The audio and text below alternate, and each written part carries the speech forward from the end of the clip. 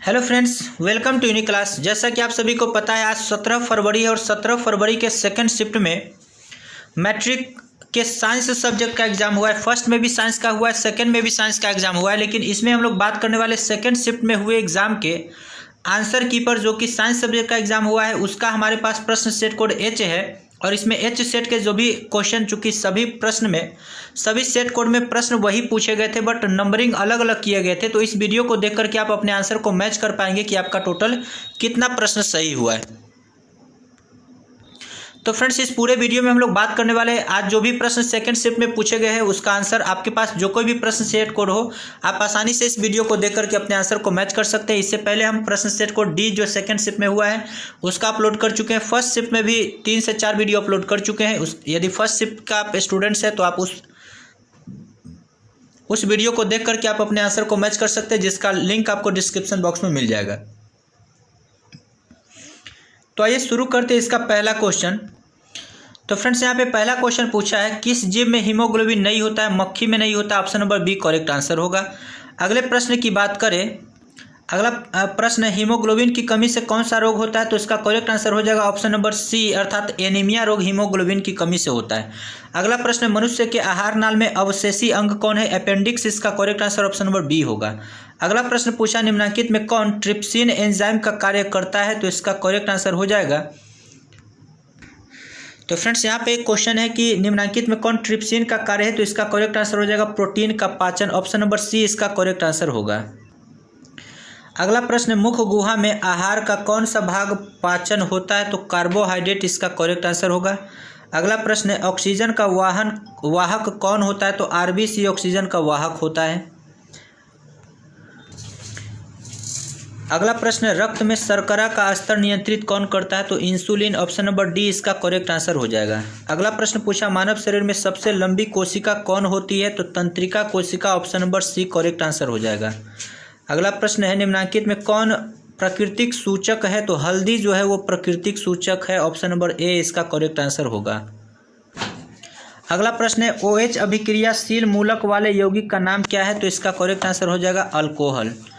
अगला प्रश्न है, कैल्शियम कार्बाइड जल के साथ अभिक्रिया करके क्या बनाता है? फ्रेंड्स, इसका आंसर मैं कंफर्म नहीं हूँ, कंफर्म है कर कमेंट बॉक्स में इसका आंसर आपको दे दिया जाएगा। अगले प्रश्न की बात करें,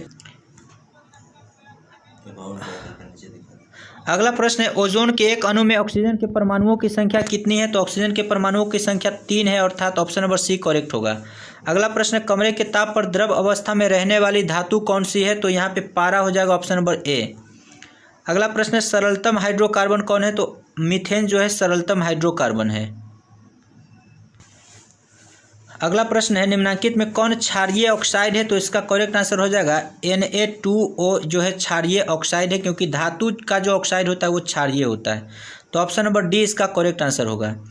अगला प्रश्न है, बेकिंग पाउडर एक मिश्रण है, तो इसका करेक्ट आंसर हो जाएगा ऑप्शन नंबर डी, अर्थात NaHCO3 एवं टार्टरिक अम्ल का। इसका correct answer option number D हो जाएगा, NaHCO3 एवं टार्टरिक अम्ल। अगले प्रश्न की बात करें, अगला प्रश्न है, प्रकाश के परावर्तन के कितने नियम हैं? तो प्रकाश के परावर्तन के 2 नियम है। ऑप्शन नंबर बी करेक्ट होगा। अगला प्रश्न पूछा है, अवतल लेंस का आवर्धन होता है? तो V/U, अर्थात ऑप्शन नंबर डी इसका करेक्ट आंसर होगा। अगले प्रश्न की बात करें, दर्पण का सूत्र क्या होता है? तो दर्पण सूत्र 1/V + 1/U = 1/F। इसका करेक्ट आंसर हो जाएगा। अगला प्रश्न, टिंडल प्रभाव प्रदर्शित करता है? तो इसका करेक्ट आंसर हो जाएगा प्रकाश का प्रकीर्णन, अर्थात ऑप्शन नंबर डी। अगला प्रश्न है, कौन सा लेंस हवा में अभिसारी लेंस भी कहलाता है? तो ऑप्शन हो जाएगा ऑप्शन नंबर बी, अर्थात उत्तल लेंस। अगला प्रश्न है, उत्तल दर्पण में प्रतिबिंब बनता है? तो हमेशा आभासी प्रतिबिंब बनता है, आभासी। इसका correct answer option number B सही हो जाएगा। अगले प्रश्न की बात करें तो लिखा, प्रकाशिक माध्यम कितने प्रकार के होते हैं? तो प्रकाशिक माध्यम 2 प्रकार के होते हैं। ऑप्शन नंबर बी इसका करेक्ट आंसर होगा। अगला प्रश्न, डायनेमो परिवर्तित करता है? तो यांत्रिक ऊर्जा को विद्युत ऊर्जा में। ऑप्शन नंबर बी इसका सही आंसर होगा। अगला प्रश्न, निम्न में कौन सा पदार्थ लेंस के लिए प्रयुक्त नहीं किया जा सकता है? पीतल का प्रयोग लेंस बनाने के लिए नहीं किया जाता। ऑप्शन नंबर सी करेक्ट होगा। अगला प्रश्न है, निम्नलिखित में से कौन संख्या प्रकाश के अपवर्तन के नियम को दर्शाता है? तो प्रकाश के अपवर्तन के 2 नियम होते हैं। ऑप्शन नंबर ए इसका सही आंसर होगा। अगला प्रश्न है किसी वस्तु का प्रतिबिंब आंख के जिस भाग पर बनता है उसे क्या कहते हैं, तो रेटिना, अर्थात ऑप्शन नंबर बी सही होगा। अगला प्रश्न है किसी माध्यम के अपवर्तनांक का मान कितना होता है, तो साइन आई बटा साइन आर, अर्थात ऑप्शन नंबर बी सही हो जाएगा। अगले प्रश्न की बात करें, लिखा है एक गोलीय दर्पण की फोकस दूरी प्लस 20 सेंटीमीटर है, तो गोलीय दर्पण कैसा होगा, तो उत्तल दर्पण होगा, ऑप्शन नंबर ए सही होगा। अगला प्रश्न है तालाब का जल गहरा दिखाई देने का कारण क्या है, तो प्रकाश का अपवर्तन, अर्थात ऑप्शन नंबर सी। अगले प्रश्न की बात करें तो लिखा है अवतल दर्पण की फोकस दूरी क्या होती है, तो अवतल दर्पण की फोकस दूरी ऋणात्मक होती है, ऑप्शन नंबर ए सही होगा। अगला प्रश्न है किसी अवतल दर्पण की फोकस दूरी f और उसकी वक्रता त्रिज्या r है, तो निम्नलिखित में कौन सही है, तो f r equal to 2f, इसका correct answer option number B हो जाएगा। अगले प्रश्न की बात करें, अगला प्रश्न है कौन सी बीमारी श्वसन तंत्र से संबंधित है, तो निमोनिया बीमारी श्वसन तंत्र से संबंधित है, ऑप्शन नंबर बी करेक्ट होगा। अगला प्रश्न है एंड्रोजन क्या है, तो फ्रेंड्स इसका करेक्ट आंसर हो जाएगा नर हार्मोन, अर्थात ऑप्शन नंबर ए। अगले प्रश्न की बात करें तो लिखा है रुधिर चाप नियंत्रित कौन करता है, तो फ्रेंड्स इसका correct answer option number C हो जाएगा एड्रीनल ग्रंथि, जिसे आप अधिवृक्क ग्रंथि भी कहते हैं, अर्थात तो ब्लड प्रेशर को किससे नियंत्रित किया जाता है, तो एड्रीनल ग्रंथि से। अगले प्रश्न की बात करेंगे तो लिखा है एकलिंगी पादप का उदाहरण कौन सा है, तो इसका correct answer option number A हो जाएगा पपीता। अगला प्रश्न निम्न में से कौन मादा जनन तंत्र का भाग नहीं है, तो इसका करेक्ट आंसर हो जाएगा ऑप्शन नंबर सी, अर्थात शुक्रवाहिका। अगले प्रश्न की बात करें, अगला प्रश्न है द्विखंडन होता है, तो इसका करेक्ट आंसर हो जाएगा अमीबा में। अगले प्रश्न की बात करें तो लिखा है टेस्टोस्टेरोन स्रावित होता है, तो इसका करेक्ट आंसर हो जाएगा वृषण से, अर्थात ऑप्शन नंबर ए। अगला प्रश्न है मानव मस्तिष्क का औसत भार कितना होता है, 1.4 kg। अगला प्रश्न है इलेक्ट्रॉन पर आवेश होता है, तो इसका करेक्ट आंसर हो जाएगा -1.6 × 10⁻⁻⁻⁹ coulomb, option number C correct answer होगा। अगले प्रश्न की बात तो लिखा है खिलौना में किस सेल का उपयोग होता है, तो सूखा सेल, ऑप्शन नंबर ए इसका करेक्ट आंसर होगा। अगला प्रश्न कार्य करने की क्षमता को क्या कहते हैं, कार्य करने की क्षमता को ऊर्जा कहते हैं, option number C correct answer हो जाएगा। अगले प्रश्न की बात करें तो लिखा है निम्नलिखित में से कौन विस्थापन अभिक्रिया का उदाहरण है, तो ऑप्शन नंबर सी इसका करेक्ट आंसर हो जाएगा। विस्थापन अभिक्रिया मतलब फेरस जो है कॉपर को हटाकर उसके स्थान पर खुद चला जाता है, यही विस्थापन अभिक्रिया, ऑप्शन नंबर सी इसका करेक्ट आंसर होगा।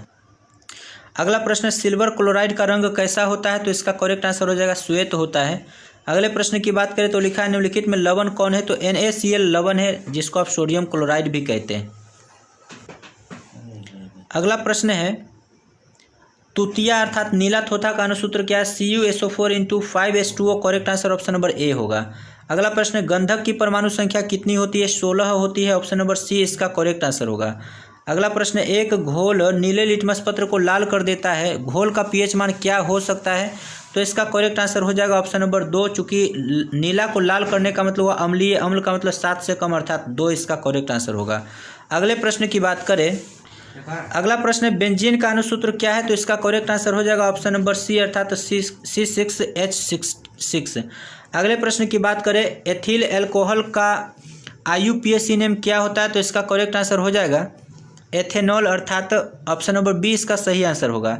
अगले प्रश्न की बात करें, अगला प्रश्न है CnH2n निम्नलिखित में से किसका सामान्य सूत्र होता है, तो एल्कीन का सामान्य सूत्र CnH2n होता है।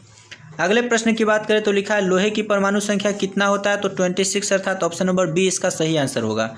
अगला प्रश्न है स्टेनलेस स्टील में लोहा एवं कार्बन के अलावा अन्य तत्व रहते हैं, तो इसका करेक्ट आंसर हो जाएगा निकेल तथा क्रोमियम, अर्थात ऑप्शन नंबर सी। अगले प्रश्न की बात करेंगे, अगला प्रश्न यहाँ पे आपसे पूछा पीतल क्या है, तो पीतल एक प्रकार का मिश्र धातु है, ऑप्शन नंबर सी इसका करेक्ट आंसर होगा। निम्नांकित यौगिक में अम्ल कौन है, तो इसका करेक्ट आंसर हो जाएगा H2SO4, अर्थात सल्फ्यूरिक अम्ल, जिसको आप कहते हैं hydrogen sulphate, option number B इसका करेक्ट आंसर हो जाएगा। अगला प्रश्न है अधातु के ऑक्साइड कैसा होता है, तो अधातु का ऑक्साइड अम्लीय होता है, ऑप्शन नंबर बी इसका सही आंसर होगा। कार्बन है तो कार्बन एक अधातु है, ऑप्शन नंबर बी इसका करेक्ट आंसर हो जाएगा। अगले प्रश्न की बात करें तो लिखा है निम्नलिखित में से कौन असंतृप्त हाइड्रोकार्बन है, असंतृप्त की बात पूछी जा रही है, तो इसका ऑप्शन नंबर सी करेक्ट हो जाएगा C2H4 एरोमेट्रिक। एरोमेटिक हाइड्रोकार्बन है तो ऑप्शन नंबर इसका सी करेक्ट आंसर हो जाएगा, C6H6। अगला प्रश्न आपसे पूछा निम्नलिखित में कौन अक्रिय गैस है तो इसका correct answer option number B. तो फ्रेंड्स अगला क्वेश्चन आपसे पूछा है कि एरोमेटिक हाइड्रोकार्बन कौन है तो C6H6 इसका करेक्ट आंसर हो जाएगा। अगला प्रश्न है निम्नलिखित में से कौन अक्रिय गैस है तो हीलियम इसका सही आंसर हो जाएगा। अगले प्रश्न की बात करें, लिखा है निम्नलिखित में कौन उपधातु है Sb अर्थात ऑप्शन नंबर सी इसका करेक्ट आंसर हो जाएगा। पौधों में श्वसन होता है पत्तियों से, ऑप्शन नंबर बी इसका सही आंसर होगा। अगला प्रश्न है स्वपोषी कौन है तो हरे पौधे स्वपोषी होते हैं। अगला प्रश्न है, आगे लिखा न्यूक्लियस शब्द किनके द्वारा दी गई है तो इसका करेक्ट आंसर हो जाएगा रॉबर्ट ब्राउन के द्वारा अर्थात ऑप्शन नंबर ए इसका सही आंसर हो जाएगा। अगले प्रश्न की बात करें तो लिखा पौधे में भोजन किस रूप में जमा होता है तो फ्रेंड्स इसका करेक्ट आंसर हो जाएगा ऑप्शन नंबर सी अर्थात स्टार्च के रूप में जमा होता है। फ्रेंड्स इस पर थोड़ा सा मुझे कन्फ्यूजन है, कन्फर्म होकर मैं इसका कमेंट बॉक्स में इसका कन्फर्म आंसर दे दूंगा। आप में से किसी को पता है तो आप कमेंट में लिख सकते हैं। अगले प्रश्न की बात करें तो लिखा है प्रसिद्ध पुस्तक द माइक्रोग्राफिया किनके द्वारा लिखा गया है तो रॉबर्ट हुक अर्थात ऑप्शन नंबर डी इसका करेक्ट आंसर होगा। अगले प्रश्न की बात करें तो लिखा है पौधों और पशुओं की कोशिकाओं का वैज्ञानिक अध्ययन क्या कहलाता है, कोशिका विज्ञान अर्थात ऑप्शन नंबर बी इसका करेक्ट आंसर होगा। अगले प्रश्न की बात करें, लिखा है मानव हृदय घिरा हुआ है तो फ्रेंड्स इसका भी correct answer option number A हो जाएगा पेरिकार्डियम से। अगले प्रश्न की बात करें तो लिखा है बीजांड की ओर पराग नलिका की वृद्धि क्या कहलाता है। फ्रेंड्स इसका करेक्ट आंसर मैं अभी कंफर्म नहीं हूँ, कंफर्म होकर मैं कमेंट बॉक्स में इसका आंसर दे दूंगा। अगले प्रश्न की बात करें तो लिखा मनुष्य में श्वेत रक्त कणिक कोशिकाओं की जीवन अवधि कितनी होती है तो 2 से 3 महीने, ऑप्शन नंबर बी इसका करेक्ट आंसर होगा। अगला प्रश्न पित्त रस कहाँ से स्रावित होता है तो इसका करेक्ट आंसर हो जाएगा यकृत से अर्थात ऑप्शन नंबर ए इसका सही आंसर हो जाएगा। पित्त रस कहाँ से स्रावित होती है ये पूछा जा रहा है तो option number A correct answer हो जाएगा यकृत से। अगले प्रश्न की बात करें तो लिखा है इलेक्ट्रिक हीटर की कुंडली बनाने में किस पदार्थ का प्रयोग किया जाता है तो करेक्ट आंसर हो जाएगा नाइक्रोम। अगले प्रश्न की बात करें विद्युत फ्यूज विद्युत धारा के किस सिद्धांत पर कार्य करता है तो ऊष्मीय प्रभाव पर कार्य करता है। अगला प्रश्न है वोल्ट मीटर को विद्युत परिपथ में किस क्रम में जोड़ा जाता है तो समांतर क्रम में जोड़ा जाता है, ऑप्शन नंबर बी इसका करेक्ट आंसर होगा। विद्युत परिपथ में 2 बिंदुओं के बीच विभवांतर मापने के लिए प्रयुक्त होता है वोल्ट मीटर अर्थात ऑप्शन नंबर इसका बी करेक्ट आंसर हो जाएगा। अगला प्रश्न 1 यूनिट विद्युत ऊर्जा का मान कितना होता है तो 3.6 × 10⁻6 जूल होता है अर्थात ऑप्शन नंबर डी इसका सही आंसर हो जाएगा। अगले प्रश्न की बात करें तो लिखा है किलोवाट प्रति घंटा एक इकाई है तो इसका करेक्ट आंसर हो जाएगा ऑप्शन नंबर ए अर्थात विद्युत ऊर्जा की। अगले प्रश्न की बात करें तो लिखा है जल विद्युत संयंत्र किस ऊर्जा को विद्युत ऊर्जा में रूपांतरित करती है तो करेक्ट आंसर हो जाएगा स्थितिज ऊर्जा अर्थात ऑप्शन नंबर डी। अगले प्रश्न की बात करें तो लिखा है विद्युत बल्ब में कौन सी गैस भरी रहती है, अक्रिय गैस भरी रहती है, निष्क्रिय gas, option number C correct answer होगा।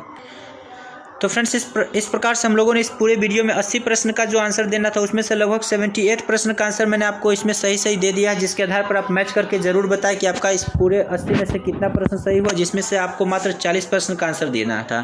फ्रेंड्स अगले दिन चूंकि मैथ का एग्जाम है और मैथ के लिए मैं ऑलरेडी वीडियो अपलोड कर चुका हूँ, जिसका लिंक आपको डिस्क्रिप्शन बॉक्स में मिल जाएगा, जहाँ से जाकर आप मैथ के क्वेश्चन को देख पाएंगे कि किस प्रकार के प्रश्न मैथमेटिक्स के एग्जाम में इस पर पूछे जाएंगे।